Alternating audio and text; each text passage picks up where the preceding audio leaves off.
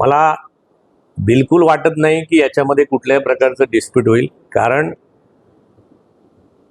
हे आमचे तिन्ही पक्ष या ठिकाणी जिल्ह्यामध्ये असले तरी यांचे जज दिल्लीत बसतात आणि एकदा जज जो निर्णय दिल्लीतला देतात तो सगळ्यांना मान्य करावं लागतं. म्हणजे महाविकास आघाडीचं कोर्ट हे जजलेस कोर्ट होतं, परंतु महायुतीचं कोर्ट हे याला दिल्लीत जज बसतात, माननीय मोदी साहेब बसतात, माननीय अमित शहा बसतात. म्हणून जज बसतात ते शेवटी योग्य प्रकारे जजमेंट करतील आणि लवकरच महाराष्ट्राला त्या ठिकाणी मुख्यमंत्री करतील. मला वाटते त्यांच्यामुळे त्यांचे शिवसेनेचे फक्त 20च त्यांच्यामुळे आले. ज्यांना जनतेने भरभरून दिलेले 60 सांभाळता आले नाहीत त्यांच्या पदरी शेवटी 20 आले. आता ते 20 सुद्धा सांभाळून ठेवा, नाही तर 20तले 0 जाईल आणि 2च शिल्लक राहतील बापलेक. त्यामुळे ती वाईट परिस्थिती येऊ नये म्हणून माझी उद्धवजींना पण विनंती आहे, थोडं घराच्या बाहेर पडा, थोडं संघटनेकडे बघा, थोडं कार्यकर्त्यांकडे बघा, पैसे थोडे खर्च करा जे काही कमवले आहेत ते, तर उबाटा शिल्लक राहील. एवढी माझी विनंती त्यांना एक छोटासा कार्यकर्ता म्हणून आहे. खरंच आहे. आणि आजच माननीय रवींद्र चव्हाण साहेबांचा रत्नागिरी आणि सिंधुदुर्ग दौरा आहे.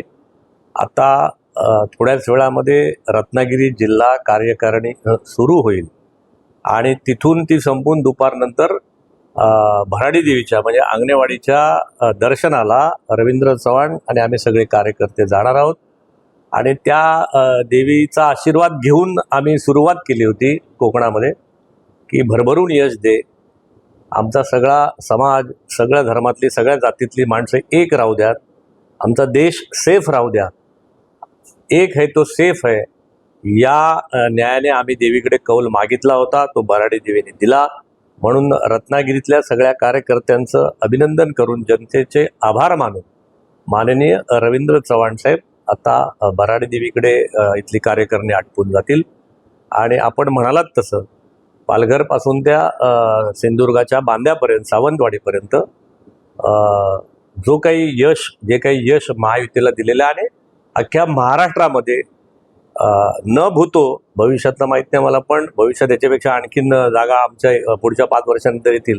पण कधी भूतकाळात कधीही यश कोणालाही मिळालं नाही, एवढं भरभरून यश महायुतीच्या पदरात दिलं. माननीय मुख्यमंत्री एकनाथजी शिंदे, माननीय देवेंद्रजी फडणवीस, माननीय अजितदादा पवार यांनी जो अख्खा महाराष्ट्र पादाक्रांत केला आणि नुसत्या घोषणा केल्या नाहीत, तर देवेंद्र फडणवीस साहेबांचा मागच्या 5 वर्षातला मुख्यमंत्री पदाचा अनुभव हा माननीय मुख्यमंत्री एकनाथजी शिंदेना सपोर्टिव्ह मिळाला. आणि त्या 5 वर्षाचा अनुभव आणि त्याच्यातून मग पुढच्या 2.5 वर्षाची यशस्वी कारकीर्द नुसती आश्वासन नाही तर अंमलबजावणी सुद्धा झाली हे जनतेने पाहिलं. म्हणजे अगदी लाडक्या बहिणीपासून त्या आणखीन अनेक योजना, नुसती घोषणा नाही तर अंमलबजावणी, direct benefit transfer to their accounts, हे जे झालं याने जवळजवळ महाराष्ट्रातली 5% मतं ही महायुतीच्या पारड्यामध्ये फिरली. आणि आज जो तुम्हाला 200-225 पेक्षा जास्त आमदार महायुतीकडे आलेले दिसतात, ते त्याचं कारण आहे क्रमांक 1. क्रमांक 2, जसं आमचं यशाची गणितं अनेक आहेत, यशाचे आमच्या अनेक गोष्टी आहेत, तसे महाविकास आघाडीचं फेल्युअरला सुद्धा काही कारण आहेत. त्याच्यातलं एक मोठं कारण म्हणजे त्यांनी ज्यांची संख्या जास्त होईल आमदारांची त्यांच्याकडे मुख्यमंत्रीपद जाईल हे ज्या दिवशी शरदचंद्रजी पवार यांनी जाहीर केलं, त्याच दिवशी महाविकास आघाडीचा जो काही रेट आहे, रनिंग रेट आहे, तो खाली कोसळत गेला.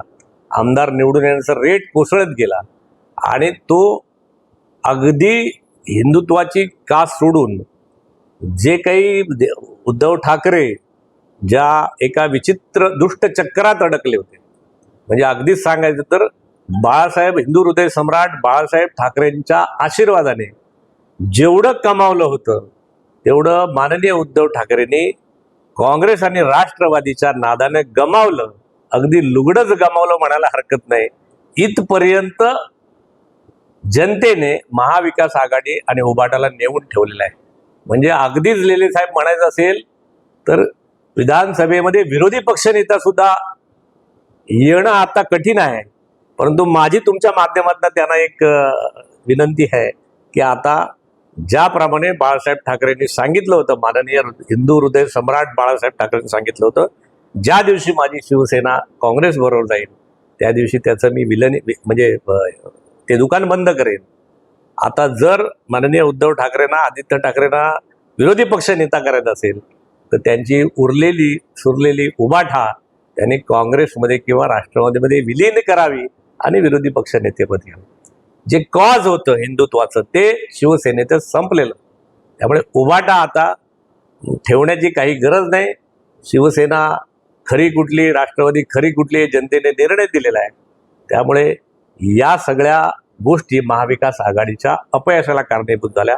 मी सगळ्या जनतेचे, भावांचे पण, शेतकऱ्यांचे पण आणि लाडक्या बहिणींचे पण, पत्रकारांचे पण, सगळ्यांचेच मी महायुतीच्या, भारतीय जनता पक्ष महायुतीच्या माध्यमातून आभार मानतो. एवढं नक्की.